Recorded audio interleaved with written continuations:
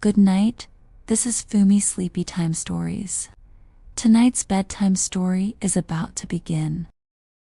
Once upon a time, there was a king who had a daughter of extraordinary beauty.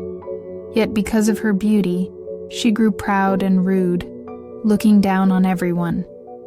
Among all her suitors, there was not a single one who pleased her. She not only rejected each offer with disdain, but also mocked and ridiculed those who came to woo her. One day, the king held a grand feast and invited all the eligible bachelors from far and wide. First came the kings from neighboring lands, then princes, dukes, counts, and barons, and lastly, all the other noblemen who had been invited. The princess walked past the long line of men, but she found fault with each one. When a man was too fat, she sneered, "What a beer barrel." If one was too tall and thin, she mocked, "He looks just like a giant mosquito." The next one was too short. "Broad and clumsy," she said. The fourth had a complexion too pale. "He looks just like a corpse."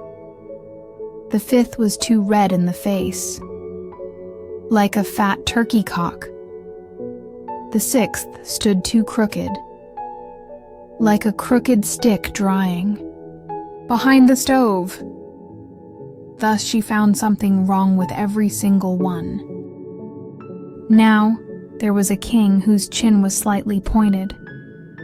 This gave the princess even more cause for ridicule. "Good heavens," she cried out with a laugh. "Look at that chin! Why, it's shaped exactly like a thrush's beak."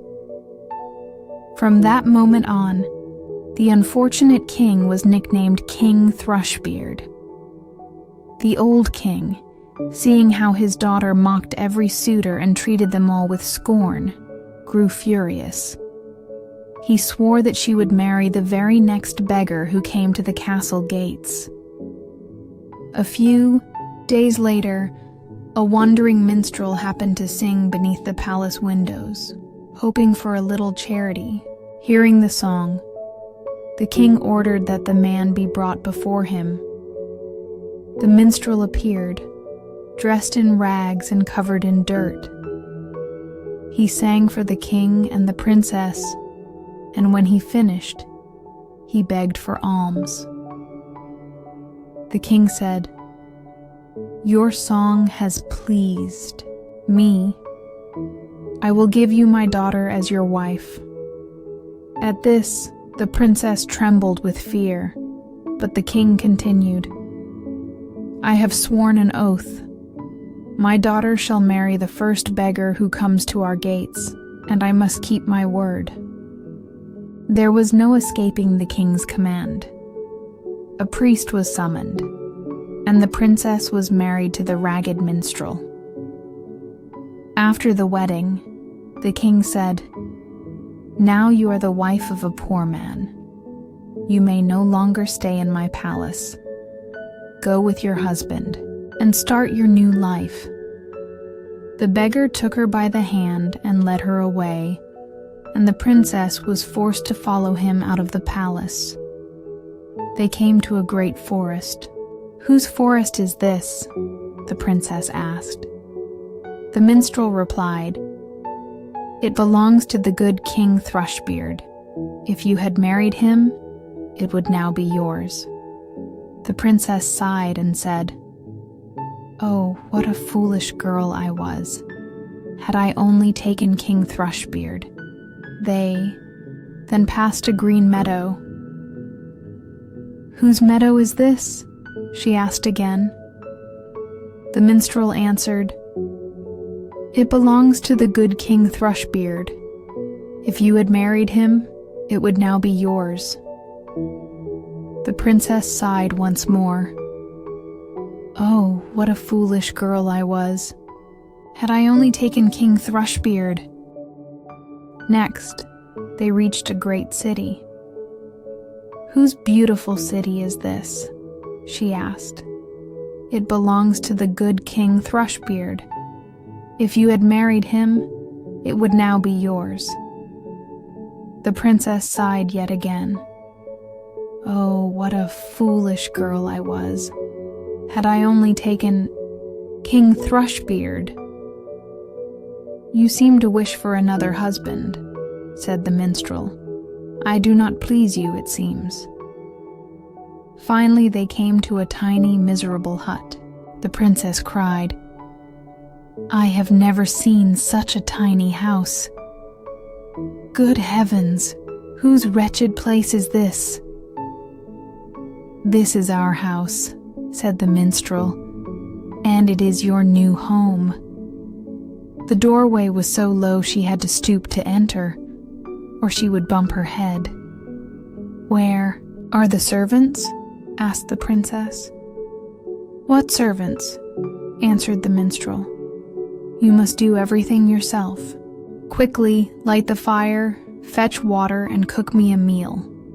I am exhausted." But the princess knew nothing of housework, so the minstrel had to do everything himself, or go hungry. Their supper was simple, and afterward they went to rest. Little did the princess know that her hardships were only beginning. In the days that followed, they soon ran out of food. The husband said, "Wife, we cannot survive by eating without working. You must weave baskets." He went into the woods and brought back some willow branches. The princess tried to weave, but the branches were thick and hard, and they wounded her delicate hands. "This will not do," said her husband.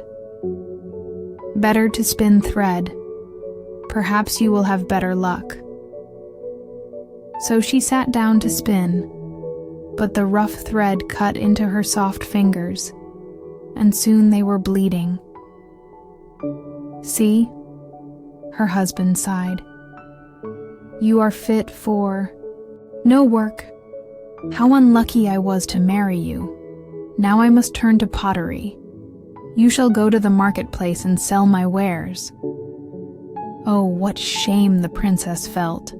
If anyone from her father's kingdom should see her selling pots and pans, how they would mock her. But what else could she do? If she refused, they would starve. At first, the people bought eagerly, for the beautiful young woman with the sad face moved them to kindness, and none bargained over the price. Indeed, some even paid her, and then gave back the goods as gifts. For a while, they lived on what she earned. Then her husband bought another batch of pottery. She sat in a corner of the marketplace, her wares spread out around her, calling out to passers-by. But one day, a drunken soldier came galloping through the market. His horse trampled her pots, shattering them to pieces.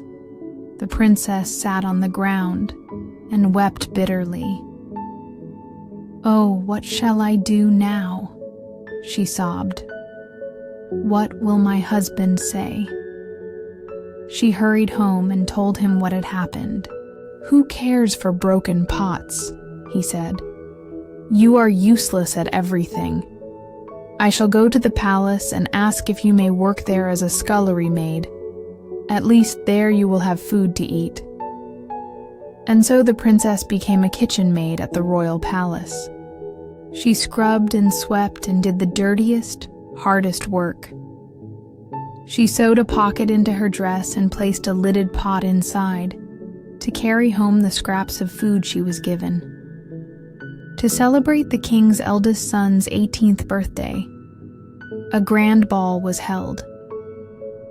On that splendid night, the poor kitchen maid stood hidden behind the door, peeking in. She watched as candles were lit one by one, as the guests arrived in splendid attire, glittering and grand. Tears filled her eyes as she thought of her own wretched fate. She had once been proud and scornful, and now look at her. The scent of delicious food filled the air, making her mouth water. Sometimes the servants threw her scraps, which she carefully tucked into her hidden pot. The king's eldest son, clad in velvet and silk adorned with jewels and wearing a golden chain around his neck, was walking through the hall when he spotted the young girl peeking from behind the door. He seized her hand and asked her to dance. She tried to refuse, recognizing him at once. It was King Thrushbeard, the very king she had mocked and insulted. She trembled in fear, but no matter how she struggled, he pulled her into the hall. As he did, the string of her hidden pocket snapped, and the pot fell to the ground, spilling broth and scraps all over the floor. The guests burst into laughter. She was so ashamed she wished the earth would swallow her whole. She fled toward the door, but at the steps, she was stopped by a man who caught her gently. It was none other than King Thrushbeard himself. He spoke kindly, saying, "Do not be afraid. I am the minstrel who lived with you in the poor hut. I disguised myself out of love for you, to humble your pride and punish your mockery." Hearing these words, the princess wept bitterly and said through her tears, "I have been wicked and unworthy of you." But King Thrushbeard comforted her, saying, "The past is forgotten. Let us now celebrate our marriage anew." At his words, the maids of honor came forth, dressed her in splendid garments, and her father and the entire court arrived to rejoice and bless their union.